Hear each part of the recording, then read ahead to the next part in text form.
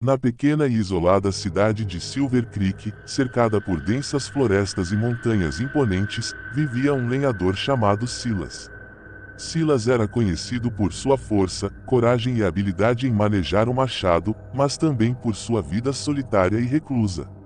Uma noite, enquanto voltava para casa após um longo dia de trabalho, Silas ouviu um uivo distante que ecoava pela floresta.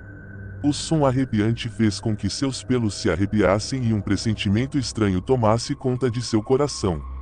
Ele acelerou o passo, mas o uivo continuou a segui-lo, cada vez mais perto. De repente, uma figura sombria surgiu entre as árvores. Era um lobo enorme, com olhos vermelhos brilhantes e dentes afiados como navalhas. Silas nunca tinha visto um lobo tão grande e ameaçador. Ele sabia que estava em perigo. O lobo avançou em direção a Silas, rosnando e mostrando os dentes. Silas agarrou seu machado com firmeza e se preparou para lutar. Ele sabia que era sua única chance de sobreviver. A batalha foi feroz e sangrenta. Silas golpeava o lobo com seu machado, enquanto o animal tentava mordê-lo e arranhá-lo. Silas estava ficando cansado, mas não podia desistir. Ele sabia que se caísse, seria o fim. Finalmente, com um último golpe desesperado, Silas acertou o lobo em cheio na cabeça. O animal caiu no chão, imóvel. Silas respirou fundo, aliviado, mas sabia que a noite ainda não tinha terminado. De repente, o corpo do lobo começou a se transformar. Seus pelos caíram, seus ossos se contorceram e sua forma se alterou. Em poucos segundos, o lobo se transformou em um homem. Silas ficou chocado. Ele nunca tinha visto nada parecido antes. O homem estava nu e ensanguentado, mas Silas reconheceu seu rosto. Era o velho Thomas, o curandeiro da cidade. Thomas abriu os olhos e olhou para Silas com um olhar de terror. Ele tentou dizer algo, mas só conseguiu emitir um gemido fraco. Silas se aproximou de Thomas e o ajudou a se levantar. Thomas explicou que era um lobisomem e que a maldição o atormentava há anos. Ele disse que não tinha controle sobre suas transformações e que sempre se sentia culpado pelos seus atos. Silas ficou comovido com a história de Thomas. Ele sabia que o velho não era mau, apenas uma vítima de uma maldição terrível. Silas decidiu ajudar Thomas a encontrar uma cura para sua condição. Juntos, eles viajaram por terras distantes, consultaram sábios e feiticeiros, e enfrentaram perigos inimagináveis. Depois de muitas provações, eles finalmente encontraram uma erva rara que tinha o poder de quebrar a maldição do lobisomem. Thomas tomou a erva e, para sua alegria, a transformação parou. Ele voltou a ser um homem normal e pôde viver em paz. Silas e Thomas se tornaram grandes amigos e viverão juntos em Silver Creek por muitos anos. A lenda de Silas e Thomas se espalhou por toda a região, e as pessoas começaram a acreditar que até mesmo as criaturas mais monstruosas podem ser salvas pelo amor e pela compaixão. No sertão árido e implacável de Minas Gerais, onde o sol castiga a terra e a esperança se esvai como miragem, vagava uma alma penada conhecida como Corpo Seco. Diferente dos fantasmas que assombram casarões antigos ou das almas que buscam redenção, o Corpo Seco era uma aberração, um ser rejeitado tanto pelo céu quanto pelo inferno. Em vida, o Corpo Seco fora um homem de coração endurecido, cruel com a família, avarento com os vizinhos e profano em suas palavras e atos. Sua ganância e maldade eram tão profundas que, ao morrer, sua alma não encontrou descanso. O céu, que acolhe os justos, o repeliu por sua vida de pecado. O inferno, que abraça os condenados, o recusou por sua maldade ser tão singular que corromperia até mesmo as chamas eternas. Assim, o homem tornou-se corpo seco, uma criatura esquálida, com a pele ressecada e colada aos ossos, vagando sem rumo pelo sertão. Sua aparência era tão horripilante que causava pânico em quem o visse. Diziam que seu olhar era capaz de secar plantações e amaldiçoar rebanhos. O corpo seco não tinha um lar, não tinha propósito, apenas a eterna sina de vagar, faminto e sedento, atormentado por sua própria existência. As árvores se recusavam a dar-lhe sombra, os animais fugiam de sua presença e a terra se tornava estéril por onde ele passava. Em sua peregrinação solitária, o corpo seco encontrou um pequeno vilarejo, onde a fé ainda persistia apesar da seca e da miséria. Ao se aproximar, a terra tremeu, o vento uivou e um cheiro de enxofre pairou no ar. Os moradores, aterrorizados, trancaram suas portas e janelas, rezando para que aquela criatura não lhes fizesse mal. No entanto, uma jovem chamada Maria, cujo coração era tão puro quanto a água cristalina que outrora corria no rio da cidade, sentiu compaixão pelo corpo seco. Ignorando os gritos de sua família, ela abriu a porta de sua casa e ofereceu-lhe água e um pedaço de pão. O corpo seco, surpreso com a bondade daquela jovem, hesitou. Há tanto tempo não recebia um gesto de carinho que quase havia esquecido o que era ser humano. Com a voz rouca e embargada, ele agradeceu a Maria e aceitou sua oferta.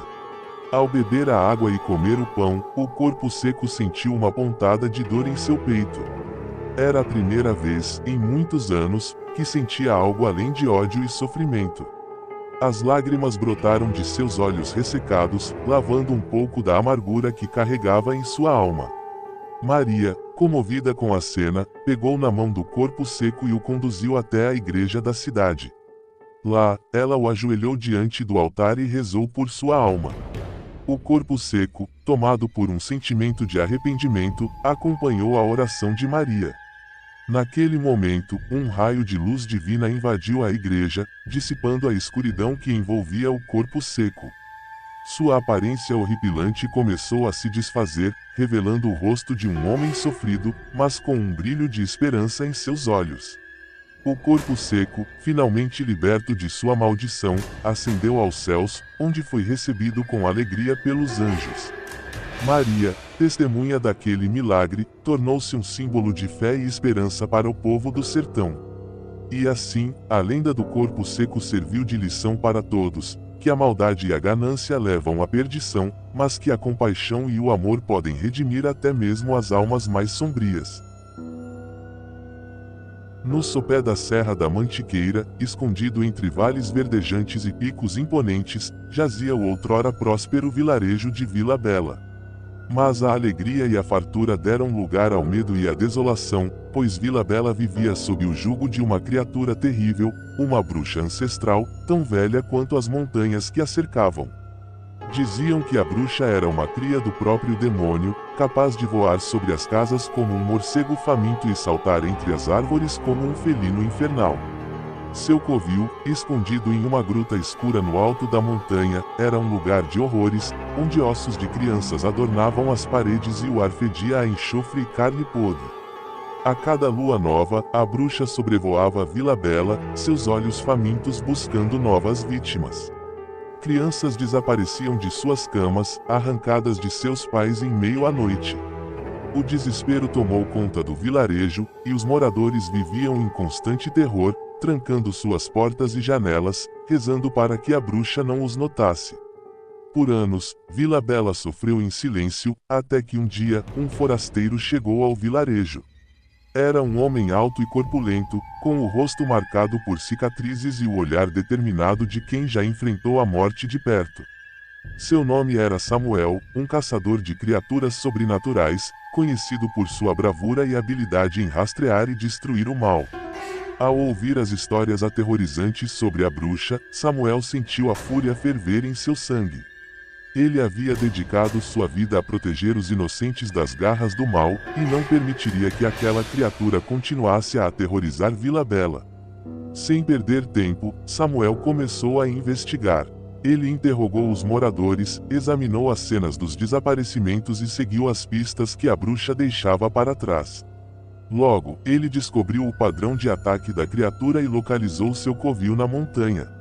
Na noite da lua nova, Samuel se preparou para a batalha. Ele vestiu sua armadura de couro, afiou suas lâminas e carregou sua espingarda com balas de prata, abençoadas por um padre. Com o coração cheio de coragem e a alma repleta de determinação, ele partiu em direção à montanha, pronto para enfrentar a bruxa. A subida foi árdua e traiçoeira, mas Samuel não se deixou abater. Ele sabia que a vida de muitas crianças dependia dele, e não permitiria que o medo o paralisasse. Ao chegar à gruta, ele sentiu o cheiro nauseante da morte e ouviu os sussurros macabros da bruxa. Com um chute, Samuel arrombou a porta da gruta e invadiu o covil da bruxa. O que ele viu lá dentro era de embrulhar o estômago. Ossos de crianças espalhados por todo o lado, altares macabros adornados com crânios e velas negras, e a própria bruxa, uma figura grotesca e horripilante, com a pele enrugada, os dentes podres e os olhos vermelhos brilhantes.